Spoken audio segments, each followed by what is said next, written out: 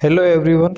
आज Bohr model के आधार पर त्रिज्या, कक्षीय वेग तथा ऊर्जा का निर्धारण का सूत्र का अध्ययन करेंगे अपन। जो दो प्रकार का बल होता है, M we square upon R अभिकेंद्रीय बल, वो अभिकेंद्रीय बल अपकेंद्रीय बल के बराबर होता है। एम वी स्क्वायर आर बराबर z square upon r square. ये सूत्र आपको याद रखना है। और बोर्ड ने क्या बताया था, तो कक्षीय कोणीय संवेग एम वी आर बराबर क्या होता है, एन एच अपॉन 2 पाई होता है। ठीक है, तो उससे अपन एम वी स्क्वायर की वैल्यू निकालेंगे। तो एम वी स्क्वायर बराबर क्या आया, एम वी स्क्वायर बराबर आया जेड स्क्वायर बटा आर स्क्वायर, और आर स्क्वायर आर उधर भेजा तो आर से आर कैंसिल हो गया, तो हुआ आपके पास एम वी स्क्वायर बराबर जेड स्क्वायर बटा आर। ठीक है, समीकरण 1।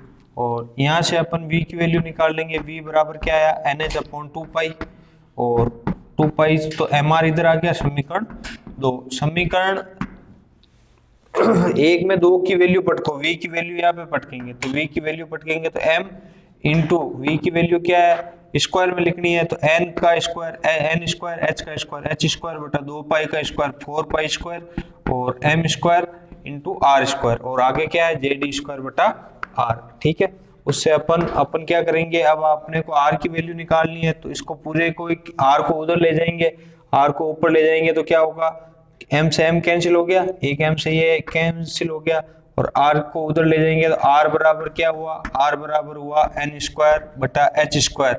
ठीक है, n स्क्वायर बटा h स्क्वायर, एक r से r ये कैंसिल हो गया, n स्क्वायर h स्क्वायर बटा 4 pi square M Z E square. ठीक है, अब यहाँ पर आपने r के लिए n बराबर n है, वो नंबर ऑफ कोस है, ऑर्बिट कोस की संख्या है, कोस की संख्या, और जेड क्या है, जेड परमाणु क्रमांक है जो परिवर्तित होता रहेगा, जेड बराबर परमाणु क्रमांक है।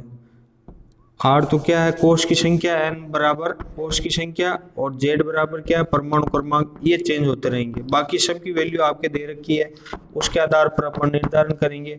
ठीक है, तो और किसकी वैल्यू दे रखी है, इलेक्ट्रॉन पे आवेश का मान -1.6 इंटू 10 की पावर -19 कूलम।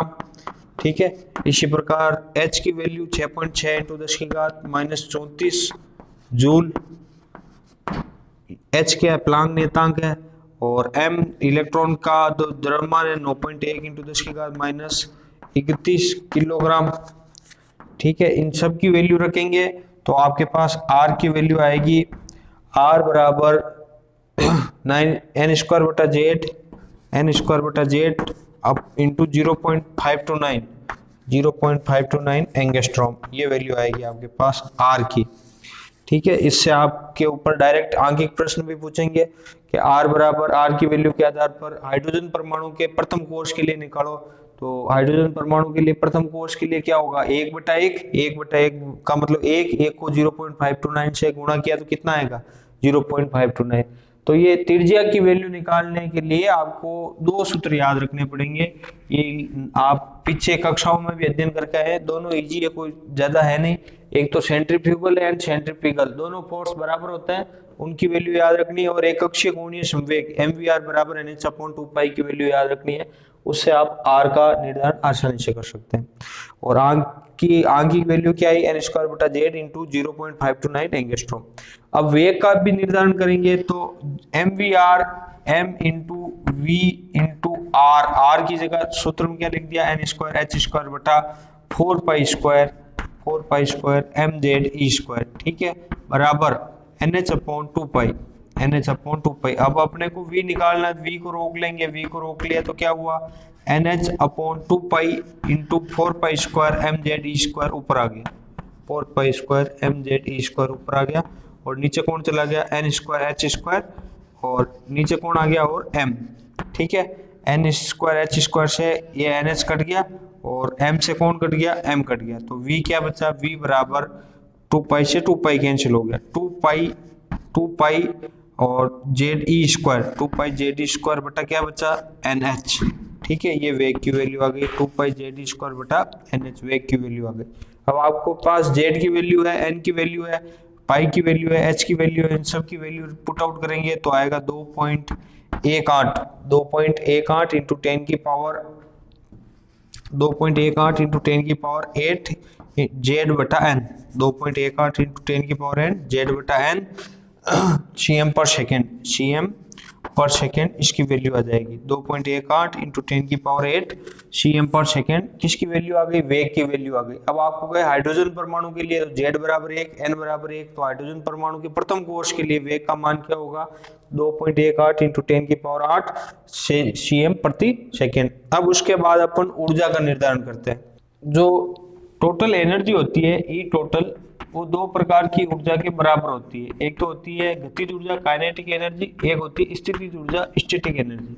ठीक है, जहां पर गतिज ऊर्जा काइनेटिक एनर्जी होती है वो होती है half mv square, half mv square होती है, वो आपके गतिज ऊर्जा होती है। इसी प्रकार आपके स्टैटिक एनर्जी होती है, स्थितिज ऊर्जा, वो होती है minus z square upon are.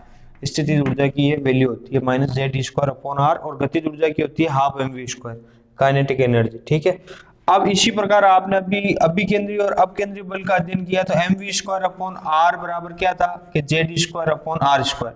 Centripetal and centrifugal force था तो दोनों बराबर थे, तो उससे mv स्क्वायर की वैल्यू आपके पास क्या आई? mv स्क्वायर बराबर क्या था? Z square upon r. अब यहाँ पे mv स्क्वायर को कितना कर रखा है? काइनेटिक एनर्जी में हाफ कर रखा है, तो यहाँ पे अपन हाफ mv स्क्वायर किसके बराबर होगा कि 1/2, इधर इससे भी 1/2 से गुणा किया, इसको भी किससे गुणा कर दिया? 1/2 से गुणा कर दिया। तो kinetic energy half mv square किसके बराबर है? 1/2 जेड स्क्वायर के।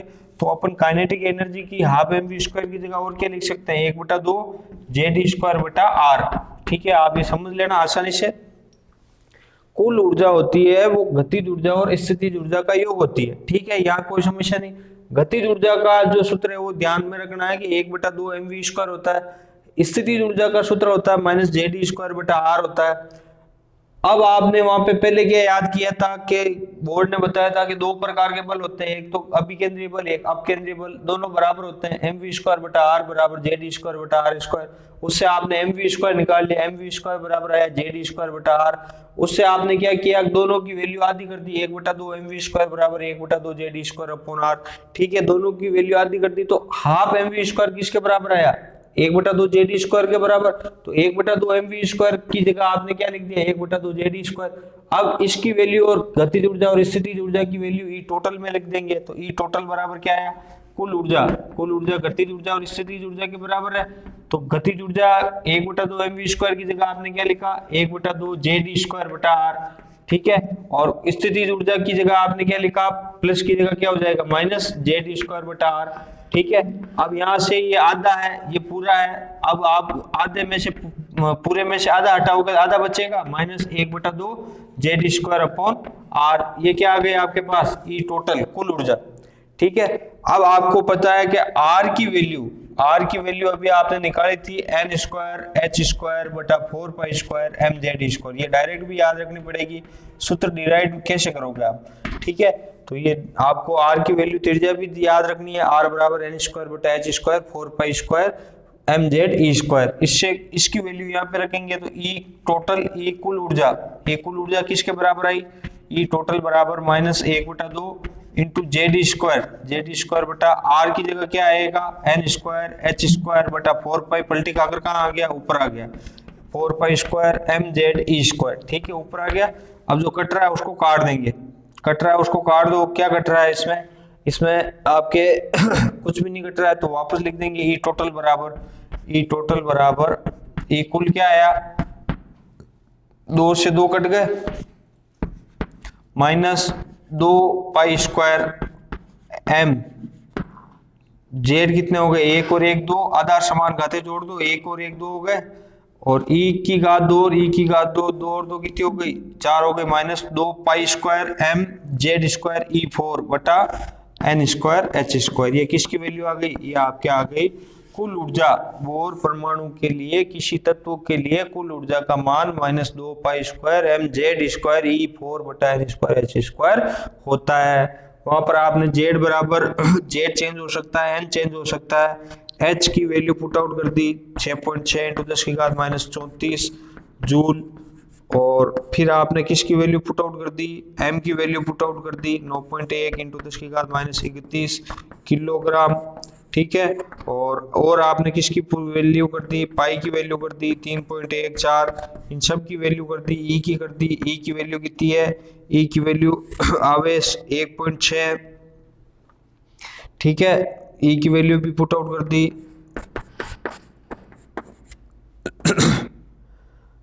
तो आपके पास वैल्यू क्या आई, ई कुल टोटल क्या है, कितनी ऊर्जा आएगी, ई टोटल आई आपके पास, ई टोटल बराबर -13.6 इंटू जेड स्क्वायर बटा एन स्क्वायर, जेड स्क्वायर बटा एन स्क्वायर, ई इलेक्ट्रॉन वोल्ट प्रति परमाणु, इलेक्ट्रॉन वोल्ट प्रति परमाणु, ये आपके पास कुल ऊर्जा आ गई, ठीक है। अब आपको कहे कि हाइड्रोजन परमाणु के लिए द्वितीय कोष के लिए, हाइड्रोजन परमाणु के लिए द्वितीय कोष के लिए कुल ऊर्जा का निर्धारण करो।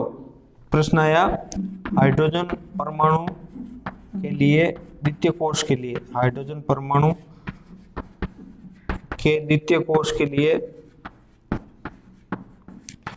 द्वितीय कोष हेतु कुल ऊर्जा का निर्धारण, बोर ऊर्जा का निर्धारण करो, बोर कुल ऊर्जा का निर्धारण।